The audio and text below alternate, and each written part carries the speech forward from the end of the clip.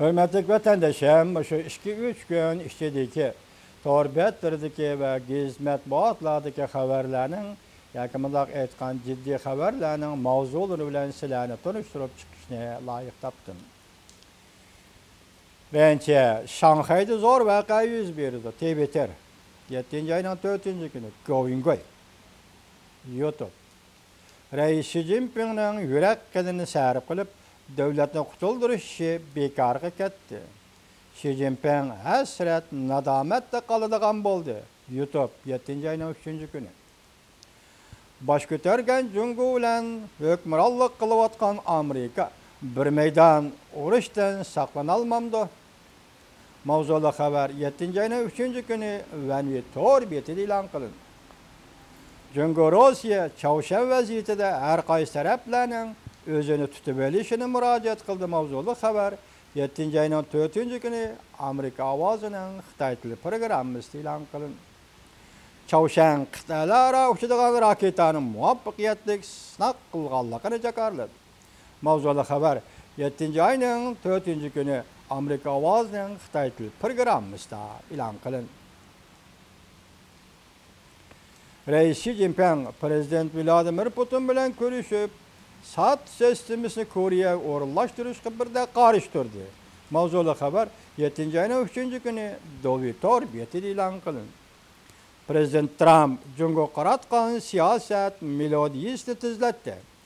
Beijing taqabul turuşqa mecbur boldu mavzulu haber 7. ayının 4. günü Dovitor betide ilan kılın.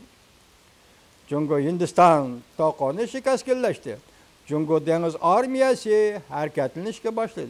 Mavzulu haber 7. ayının 3. günü Dovitor betide ilan kılındı.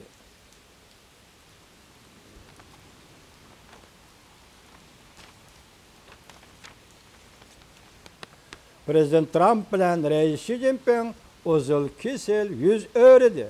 Amerika Qo'shma Shtatlari Çavuşanga o'zi harakat qo'llanadigan bo'ldi. Mavzulu haber 7. ayının 3. günü Dünya gazetida e'lon qilindi va shu kuni Vanvi Tor betiga ko'chirib besildi. Shu sabab bilan Hindiston armiyasi ketmay turib oldi. Jungo nima qilish kerak? Urush qilish kerakmi yoki? Mavzulu haber 7. ayının 5. günü Vanvi Tor betida e'lon qilindi. Amerika Jungo'ga agahlandırış berdi. Çavuşanga yardım berishni to'xtatmaydigan bo'lsang, biz Jungo bilan Amerika savdosi vaqtincha to'xtatamiz dedi. Mavzulu haber 7. ayının 5. günü Vanvi Tor betida e'lon qilindi. Amerika Qo'shma Shtatlari Jungo'ga agahlandırış berdi. Çavuşanga yardım berishni to'xtatmaydigan bo'lsang, biz Jungo bilan bo'lgan savdo munosabatini vaqtincha to'xtatamiz dedi. Prezident Trump Jungo bilan bo'lgan munosabatning taxtini oshkorladi. Hamkorlashish mush yergacha bo'ladi, dedi mavzulu haber 7. ayının 5. günü Dovitor betida e'lon qilindi. Suratli haber mundaq boshlandi. 7. ayının 4. günü Çavuşan yana bir qatim raketa sinaq qilgandan keyin Amerika Qo'shma Shtatlarining prezidenti Donald Trump arka-arkadan Jungo'ga besim işletti. 7. ayının 5. günü Amerika Jungo hamkorligi oxirlashdi deb to'g'ridan-to'g'ri e'lon qildi. Prezident Trump 7. ayının 5. günü Twitter'ga fikr qoldirib, mundaq ko'rsatdi.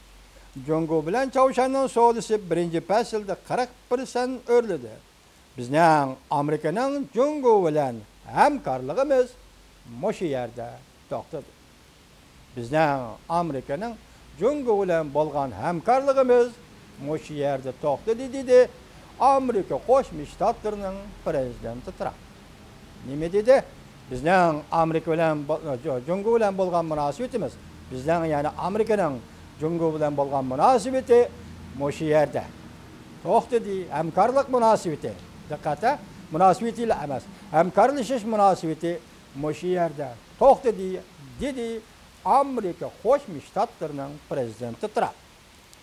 Endilikda xabarlarni ko'ringlar. Eng oxir xabarni ko'rdinglar, hurmatli vatandoshim.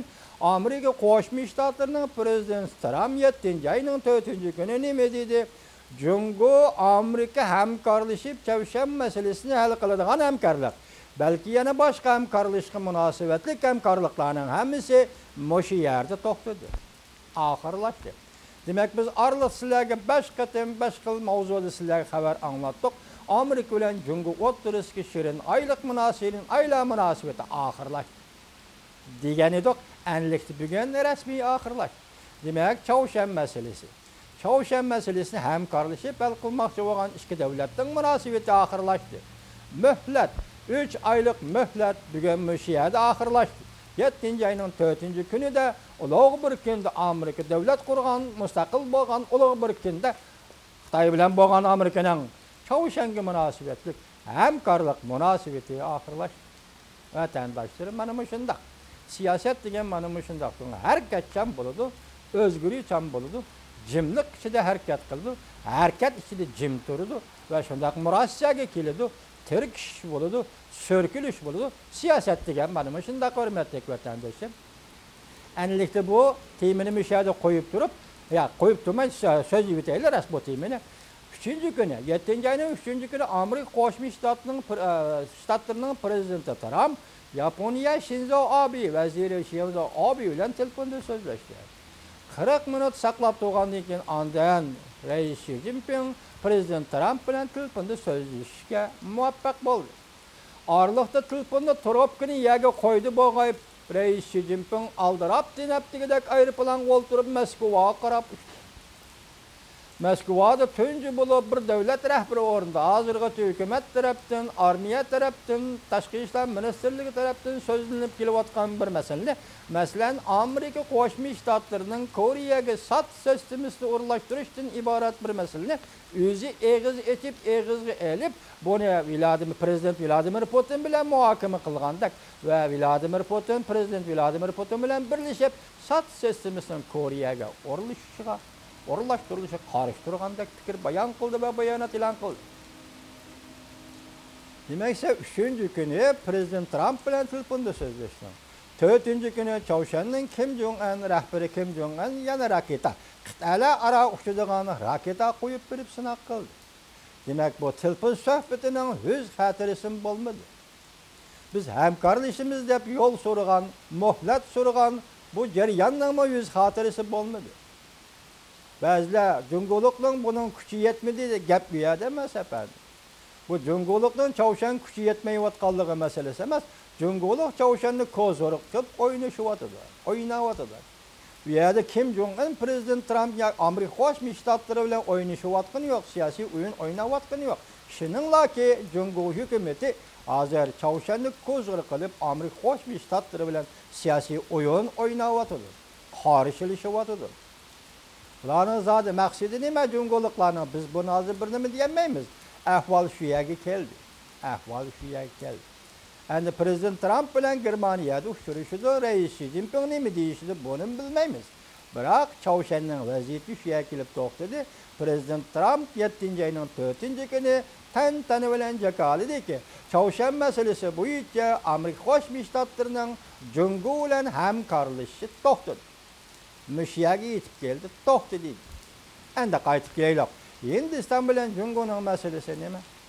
Mesela alayli 5-oyda Jungo taraf hukumat Rais Xi Jinping Beijingda Asiya va butun dunyo davlatlarini taklif qilib, Yevropadan bir Italiyadan boshqa hech kim kelmadi, taklif qilib Beijingda ochgan yig'inda bir yo'l, bir balbog' siyosatini xalqaro dunyoviy iqtisod siyosati, amaliyotli siyosat, dunyoviy kengayishchilik siyosatini takrorlaydigan yig'inga Hindistonning vaziri Modi kelib qatnashmadi. Enlikda hozir Jungo shu siyosatning davomi sifatida hozirgi Assam, Bhutan, Sikkim degan bu rayonlarda amaliyotli Hindiston bilan hozir Jungo talash tortish qilayotgan rayonning ko'lami, jug'rafiyalik ko'lami 90 ming kvadrat kilometr. Az yer emas ekan. Bu yerda To'xuboyni rayoni deydigan o'qitish bilan atalgan bir yer bor ekan. Bu yer bilan Hindistonning sharqiy shimolidagi mustaqillik talab qilayotgan millatlar yashayotgan rayonlar tutishir ekan. Agar shu To'xuboyni rayonni Jungo armiyasi kontrol qilib oladigan bo'lsa, Jungoliklar o'zi shunday yozdi, kontrol qilib oladiganlar bo'lsa, o tarafdagi millatlarning hammasi mustaqillik jakarlışı mümkün ekan. Demek Toxoboyni rayoni. Hozir Ararachal shtati, Dalay Lamaya Janubiy Tibetning Ararachal shtatimi dal shu 90 ming kvadrat kilometrlik zaminning ichida ekan. Hozir bir yo'l bir balbaq siyosatini junguliqlar kengaytib burayın gelib kelganda bu yerda Berma, Nepal, Jungu, Botan qatorliq davlatlarning iqtisod koridori shakllangan ekan. Hozir endi junguliqlar bu yerning 8 bo'ligida yoki Botan bo'ligida taş yol yasashga kirishdi. Demek bu taş yol harbiy taş yol mu yoki odatga qatnash taş yolu mu belgili bo'lmaydi. Demek Hindiston bu rayonni masalan Toxoboyni rayonidan ayrilib qoladiganlar bo'lsa, uning o tarafidagi shimol va sharq tarafidagi millatlar mustaqillik jakalash tahdid. Yoki Hindistonning zamini bo'linib ketadi degan gap. Şuna Hindiston bu rayon kirdi. Hozir Hindiston jungu o'tirisidagi Türk to'g'risida mutaxassislar nima dedi? İki devlet endi buni çekinmeydi dedi. Xulası chiqadi. O maqolani tayyorlagan bo'ldik. İki devlet endi çekinmeydi bu rayondan dedi. Hindiston mı çekinmeydi, jungu mu çekinmeydi. Demek çekinmesi başta aytgandek ele urushmi yoki boshqa ishmi degandek. Bu yerda urush bo'lamdi zada qanda. Hindiston hozir boshqacha harakat bilan Janubiy Osiyoda harakat qilyapti qandaq. Boshqacha harakat emas. Balki o'zining territoriyasini qo'g'layapti qandaq. Demek hozir kishilar selishtirib, bu rayondagi so'rkilish, bu rayondagi to'qinishni 1962 yildagi to'qinish emas edi. Onun o'xshamaydigan, uningdan ko'limi zo'r bo'ladi deydi. Hozir urush tahdidi qisab kelyapti. Ana ustiga esinglarda bo'lish kerak, hurmatli vatandoshim. Hindiston bu davlat odatda to'liq o'ttirg'i chiqmaydigan, xalqaro sahnalarda aktiv faoliyat qila olmaydigan bir davlat